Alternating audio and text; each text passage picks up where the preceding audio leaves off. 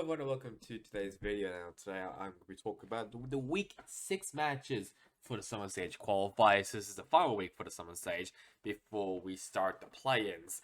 So let's get right into it since there's no other matches coming up, but I will get to that later.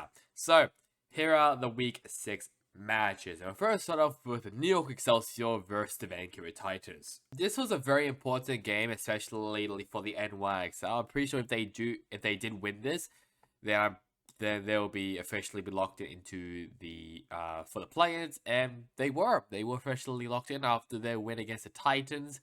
Pretty sure the Titans kind of trolled as well. Pretty sure they put like Sugar Free on support and Faith on DPS or something, which was kind of stupid. But either way, it was just for fun of game, so it didn't really matter.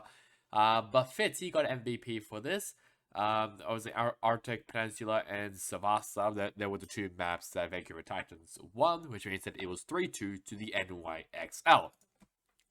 What a horrible, horrible year for the LA Gladiators.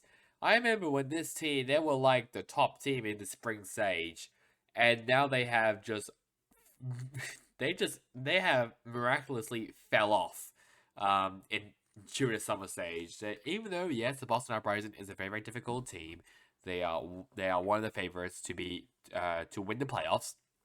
Still, either way, it was very, very embarrassing for the Gladiators, especially. A 3-0 victory for the Boston Uprising against the Gladiators, and it was Smurfy and MVP.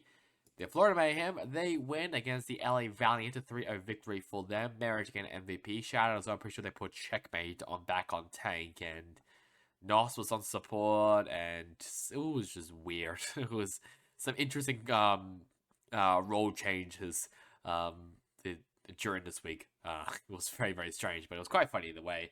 But Mayhem, they get the win.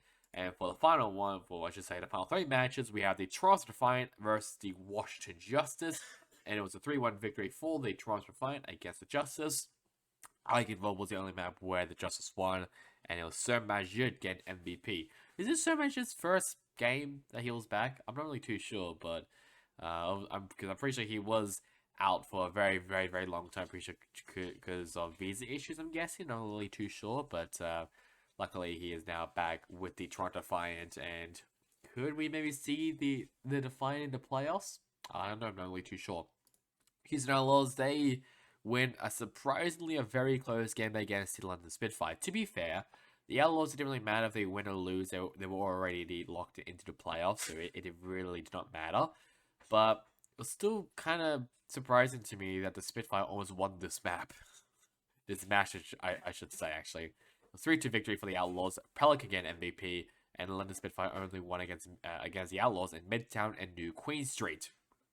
And finally, a very, very important game for the Atlanta Reign against the San Francisco Shock. It was a 3-2 victory for the Atlanta Reign. The reason why this was very, very important is because if they win this game, they'll be the first seed in the playoffs. Even though it doesn't really matter, considering that it's basically group stage first. Either way, it was very, very important to be the first seed for the Reign. We don't know who got MVP. I'm guessing it was probably Stalker or Lip or Dong Hack, I have no idea. But you can probably say any Reign player, and they'll probably be in contention of being MVP. For the Shock, they only won against the Reign in Savasa and Esperanza. So, yeah, very, very close game, though, either way, for the Reign against the Shock. Let's now have a look now at the standings after the final week of matches for the Summer Stage, and also for the regular season as well for Overwatch League. Possibly the final regular season for the Overwatch League as a whole. This is what the West Standings looks like. The Atlanta Reign is now in first place, and the Florida Mayhem and the Houston Outlaws, those top 3, will be in the playoffs automatically. And the playing teams includes the Boston Uprising, the Vancouver Titans, the Toronto Defiant, the San Francisco Shock, the London Spitfire, the New York Excelsior, and the Washington Justice. Run out the playing teams. And then the LA Gladiators, the LA Valiant, and the Vegas Eternal down in last place. Very important. I should say very sad though for the Gladiators, since they were so good during the Spring Stage, and they just fell off massively in the Summer Stage. It might be because of Dante. That might be the reason, because Dante left the team. That might be the reason. So, with now the group stage out of the way, let's now talk about the knockouts. So obviously the East, they obviously have their knockouts of who could make it to the playoffs and stuff. It's all kind of strange if you think about it, considering that only the Overwatch League teams can actually make it to play-ins, which is really weird to me, but whatever.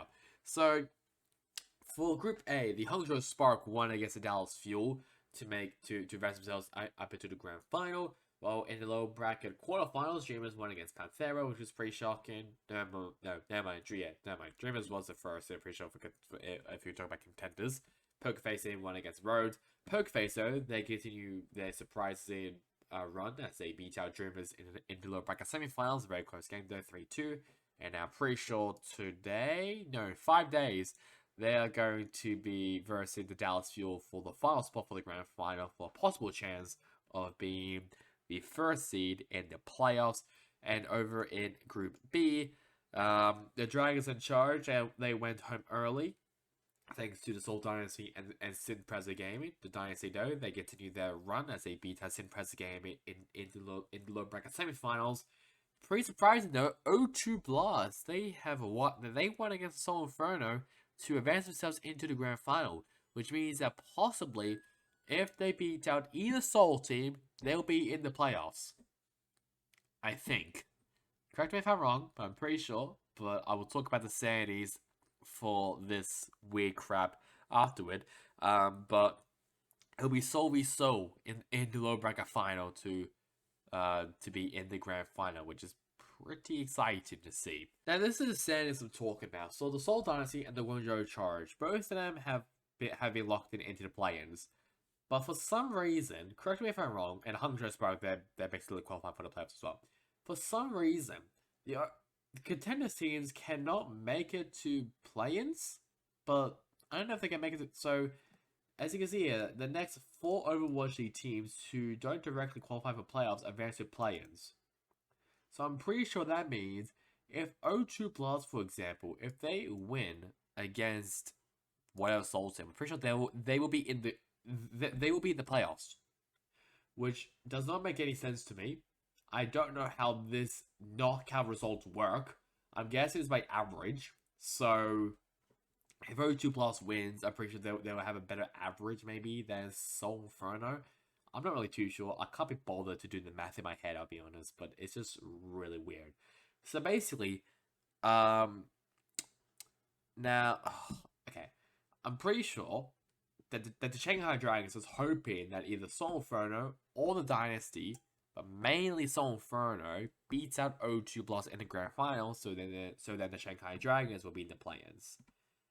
Because that means if O2 Blast qualifies to the playoffs, then Seoul Inferno will be in the play-ins, and the Shanghai Dragons will be eliminated from playoffs contention. It's so dumb. I don't like this standings crap. I hate it so much. It would be better if they gave out points, or even did like if they even did like a map record like this. But it's just really dumb. They're placing these teams by average finish. Only look at the average finish. Don't worry about the knockout finishes. Only look at the average finishes, and then you can decide on the standings. It's stupid. I'll say that. It's completely dumb. But enough of my rant. Let's now move over now to the play-ins. Considering that obviously the playing teams have been confirmed for the West, the Uprising Titans, Defiant, Shock, Spitfire, Excelsior, and the Justice. And for the East, we know that the Dynasty will probably be one of them. The Charge will be one of them, and the Dragons will be one of them.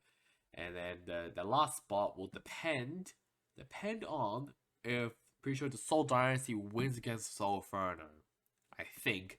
Correct me if I'm wrong. But here is what the bracket looks like for the West. I guess also for the East, but the East, I mean, there's no teams there, so it doesn't really matter. But mainly for the West, it'll be first in the upper bracket of round 1. The New York Excelsior versus the Washington Justice. Pretty sure that'll be just a single elim. Doesn't really matter. If you lose, you're out. Upper bracket quarterfinals, the San Francisco Shock against the Atlanta Spitfire, and then whoever wins against the Excelsior and Justice will verse the Toronto Defiant. Whoever wins against the Shock and the Spitfire will verse the Boston Uprising in upper bracket semifinals. And whoever wins against the Defiant and the previously 2 other teams, the Excelsior and the Justice, they will be against the Titans. So that is what the bracket looks like for the West and for the play-ins. And for the East, this is what it looks like here. So it's a lot more simpler for the East. And for the playoffs, the Atlanta Reign, Florida Mayhem, and the Houston Outlaws, both of them are now in the playoffs, along with the Hangzhou Spark. We don't know which seed though, but we know that the Spark will be in the playoffs either way. So yeah, just a reminder as well that the Overwatch League playoffs will be held in Toronto at the Mattamy Athletic Center. So that's really about it for me. Hope you guys enjoyed it. Catch you guys next time in the next one. Goodbye.